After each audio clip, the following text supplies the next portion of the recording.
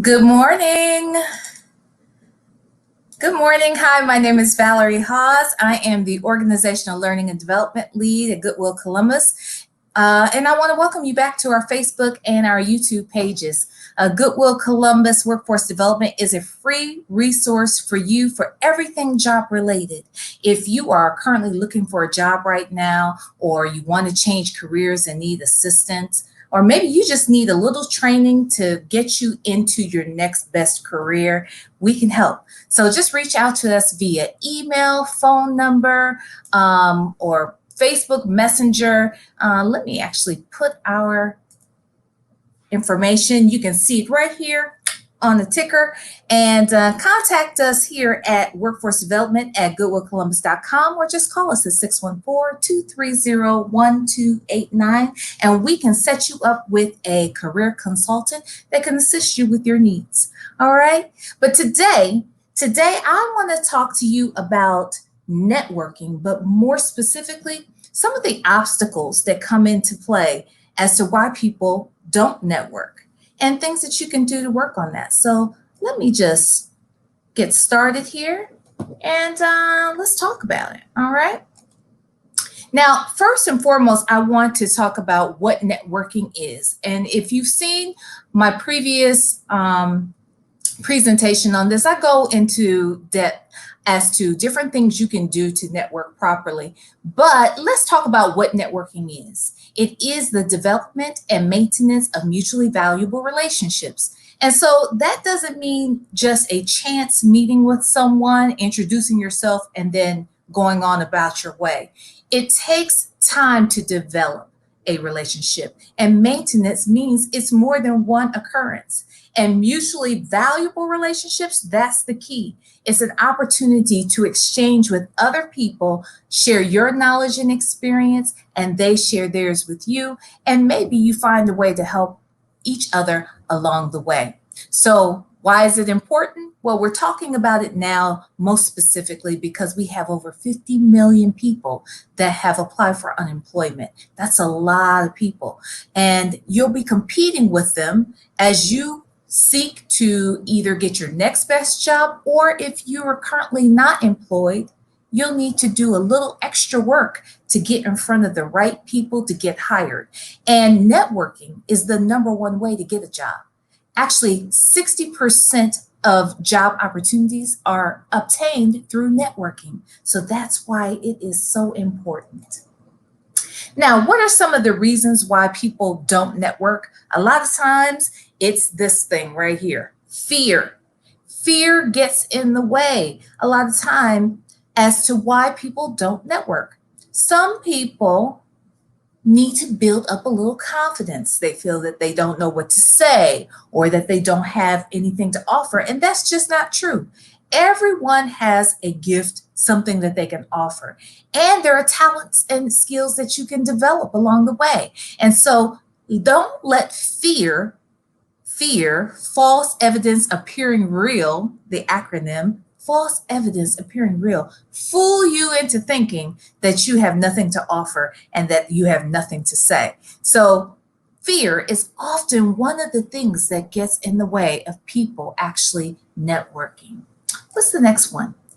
Personality types and unfamiliar territory. So sometimes our personality types get in the way because our personalities, sometimes some folks are extroverts, other folks are introverts, meaning that they like to stay to themselves. They stay in their head. They don't always express their feelings as easily as an extroverted person might. So that's something to keep in mind. And sometimes unfamiliar territory is a reason why people don't do it either, because they've never really put themselves out there to introduce themselves to people, share their experiences.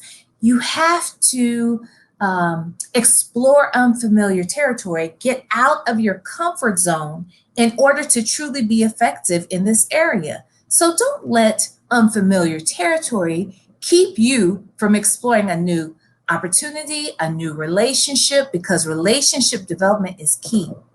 And then it just takes time to get started, and people often say, well, When do I get started and how do I go about this? Well, sometimes it takes a little planning along the way before you step out there. But at the end of the day, you have to step out. So let's talk about how we get over this. Some helpful hints in this process. One, practice with friends on introducing yourself and talking about your skills, your interests, your experiences, things of that nature. You can practice with your friends, your family, people that you are comfortable with. Let them give you some feedback on the things that you can work on and go from there. Make up your mind to meet new people and then promise that you're going to stay in touch. And when I say stay in touch, it doesn't mean you have to call them every day or every week or even every month.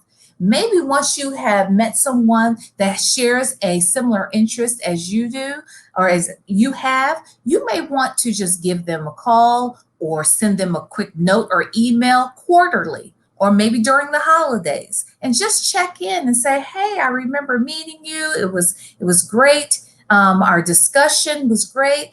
You said you had an interest in this. Maybe you hear of different events and things that are going on. Maybe you see an article that reminds you of a conversation that you had with that person. Sometimes the email is just simply sharing new information with those people.